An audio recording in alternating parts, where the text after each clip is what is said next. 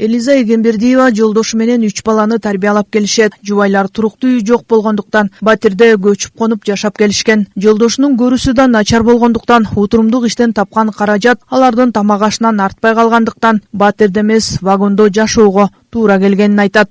Квартирадан квартиралап көчүп, арга жерге көчүп, светин төлөйбүз, светин төлөнбөй калды дейт. Тиги квартирага көчсөк, мунумду кылып бергиле, тиним кылып бергиле дейт. Анан бияка өз вагонго келип жашап туруп атабыз. Өзүмүз ата-энем да жок да. Ата-энем жок. Өзүм үйдүн эң улусумун, 4 тууган. Бир туугандардын өздөрү менен өзү. Анан ошо жолдошум экөөбүз ошол жакта турабыз. 5 жыл болду. Сахар менен оритке ошо анализ тапшырган. Алар турган вагон айылдын ортосунда жайгашкан. Ар күнү балдарынын түйшүгү менен алек болгон Элиза жылуулап, жыртыктарын жамап, күн жылыганы анчейин үшбөй калдык дейт. Социалдык жактан колдоого муктаж болгон эне жакынкы убактан бери балдарына жөлөк пул ала баштаган. Пеш коюп, ар жака болсо жылыткыч сайып, каллер ушундай эле болот да. Баары суук болот да.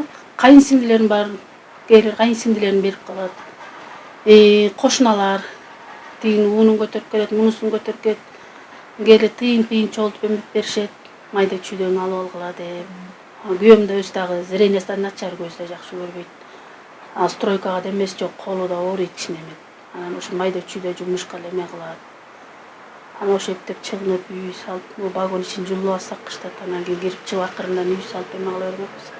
Жолдошунун тапканын күнүмдүк жумушка сарптаган жубайлар кыялында үй курабыз деп илгери үмүттө жашап келишет. Эшиги болгону менен терезелери жок. Мындан улам балдарын жылуулап кийинтип сыртка алып чыгат. Элизанын жолдошунун көрүүсү начар болгондуктан туруктуу иши жок. Кайрымдуу жарандар колдоо көрсөтүп калар деп көйгөйүн айтып отурду.